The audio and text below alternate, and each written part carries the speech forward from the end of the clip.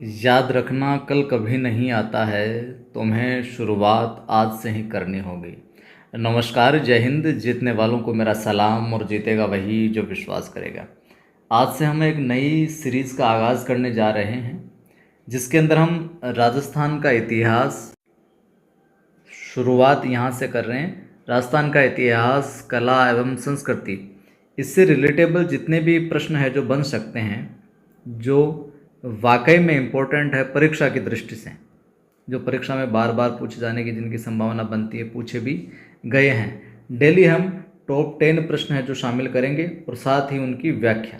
तो प्रश्न 10 होंगे, लेकिन वैसे प्रश्न देखा जाए तो 20 प्लस 30 प्रश्नों के तकरीबन है जो प्रश्न अपने हो जाएंगे डेली। ठीक है, तो इस सीरीज़ से आप नियमित जुड़े रहिएगा। अपना 8-10 मिनट का वीडियो होगा और रोजाना के 20-30 प्रश्न तैयार हो जाएंगे और वो वाकई में परीक्षा के अंदर आपके आगामी परीक्षाओं में देखने को मिलेंगे। तो नियमित रूप से आप जुड़े रहिएगा। चलिए अब हम प्रारंभ करते हैं सवालों का सिलसिला। पहला प्रश्न है कि कालीबंगा में प्राप्त चबूतरे निर्मित है मिट्टी की ईंटों से, लकड़ी और धातु से, केवल लकड़ी से या पत्थर से। कालीबंगा में प्राप्त चबूतरे निर्मित है। क्या उत्तर हो जाएगा? उत्तर हो जाएगा अपना सही यहाँ पर मिट्टी की ईंटों से। कालीबंगा में जो प्राप्त चबूतरे हैं वो निर्मित किससे? मिट्टी की ईंटों से। व्याख्या हम देख लेते हैं यहाँ पर। कालीबंगा का एक फर्श पूरे हड़प्पा काल का एकमात्र ऐसा उदाहरण है जो फर्श है जहाँ पर अलंकृत ईंटों का प्रयोग हुआ है, पहली बात। दूसरी, मकान की जो नालियाँ हैं, शौचालय हैं, जो भट्टियाँ एवं कुछ जो संरचनाएँ हैं, उनमें पक्की ईंटों का प्रयोग हुआ है।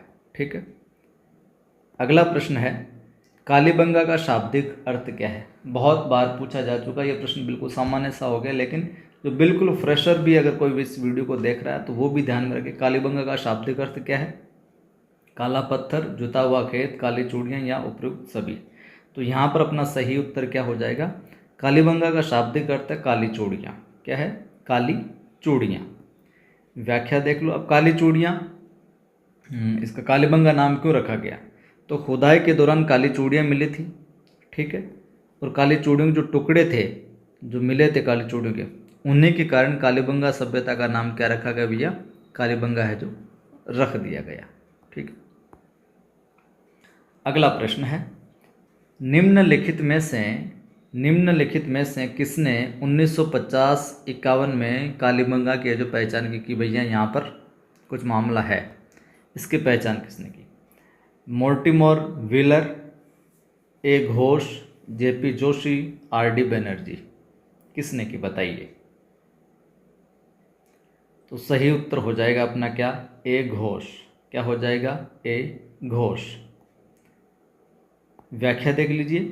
तो कालीबंगा राजस्थान के कहाँ पर है? जिला सीधा हनुमानगढ़, और हनुमानगढ़ जिला मुख्यालय में भी दक्षिण पश्चिम में स्थित है। कहाँ पर है? दक्षिण पश्चिम में स्थित है।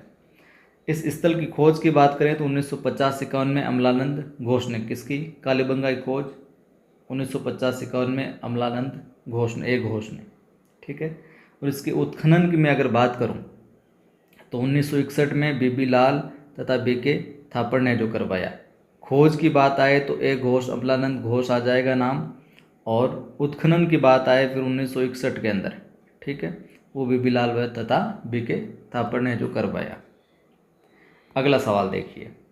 प्रश्न पूछा जा सकता है परीक्षा में कि कालीबंगा उत्तरी राजस्थान के हनुमानगढ़ जिले में किस नदी के किनारे स्थित है? नदियाँ आजकल अक्सर पूछी जाती है, क्योंकि कहाँ पर है ये सवाल तो सारे पूछ लिए गए। तो अब जितनी भी सभ्यताएं हुई है वो किस नदी के किनारे है, वो हुई है। इस प्रकार के प्रश्न जो परीक्षा में देखने को मिलते हैं। तो सवाल अपना कालीबंगा उत्तरी राजस्थान के हनुमानगढ़ जिले में किस नदी के किनारे स्थित है? लूणी नदी, सरस्वती नदी, बनास नदी या फिर साबरमती नदी। तो क्या होगा सही उत्तर? सही उत्तर अपना हो जाएगा क्या? सरस्वती नदी। कालीबंगा राजस्थान के हनुमानगढ़ जिले में किस नदी किनारे? सरस्वती नदी किनारे। व्याख्या देखिए।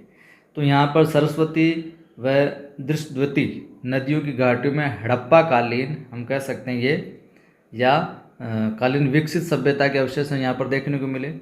इस इन नदियों का वर्तमान स्वरूप क्या है? घग्गर के रूप में है, ठीक है, जो सरस्वती कहलाती रही है।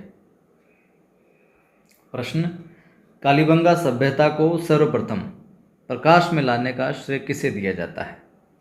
कि हाईलाइट करने का जो श्रेय दिया जाता है, बीबी लाल को, बीके थापर को, एमडी खरे को, अमलानंद घोष को? सही उत्तर हो जाएगा अमलानंद घोष। पहले जो प्रश्न पूछा था वही प्रश्न है, लेकिन थोड़ा सा तरीका इसका अलग है। इस प्रकार से सवाल पूछ ले कि कालीबंगा सभ्यता को सर्वप्रथम प्रकाश में लाने का श्रेय किसे दिया जाता है, यह खोजकर्ता कौन था? उत्खननकर्ता बाद में आए 1961 में, तो अमलानंद घोष। प्रश्न है, राजस्थान में सभ्यता के किस स्थल पर सबसे प्रथम बार हल से जुते हुए खेत के साक्ष्य प्राप्त हुए? वो कौन सा सभ्यता स्थल था जहाँ पर कि भैया पहली बार हल से, कि मतलब खेत को जोता गया हल से, इस प्रकार के साक्ष्य हमें कहाँ से प्राप्त हुए? कालीबंगा से, आहड़ से, रंग महल से, गणेश्वर से? बताइए क्या होगा? तो सही उत्तर हो जाएगा कालीबंगा। क्या हो जाएगा? कालीबंगा। चलिए व्याख्या देखते हैं।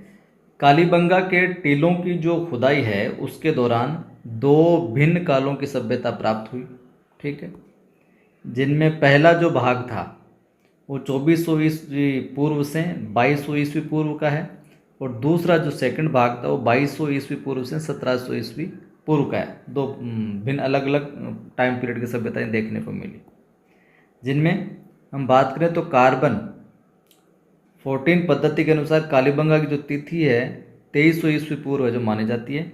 यहाँ से एक दुर्ग, जूते हुए खेत कालीबंगा से, सड़कें, बस्ती, गोल कुएं, नदियाँ, मकान, धनी लोगों के आवासों की अलग व्यवस्था, ये अवशेष जो यहाँ से प्राप्त हुए हैं।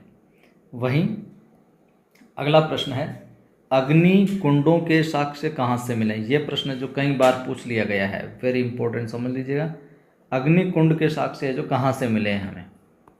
विकल्प है लोथल, मोहनजोदड़ो, कालीबंगा या गणेश्वर। अग्नि कुंडों के साक्ष्य कहाँ से मिले? सही उत्तर हो जाएगा कालीबंगा से मिले अग्नि कुंड के साक्ष्य अपने को। व्याख्या में बात करें तो कालीबंगा के टीलों की खुदाई के दौरान 7 अग्नि, यहाँ पर थोड़ा सा अग्नि वेदियाँ, 7 अग्नि वेदियाँ प्राप्त हुई है, ठीक है। प्रश्न है, दोहरी रक्षा प्राचीर के साक्ष्य राजस्थान की किस सभ्यता से प्राप्त हुए? दोहरी रक्षा प्राचीर मतलब डबल प्रोटेक्शन के साथ दीवार के जो साक्ष्य राजस्थान किस सभ्यता से प्राप्त हुए हैं? विकल्प है बालाथल सभ्यता, कालीबंगा सभ्यता, गणेश्वर सभ्यता या फिर ओजियाना सभ्यता। डबल प्रोटेक्शन वाले जो प्राचीर उसके कहाँ से मिले अपने को?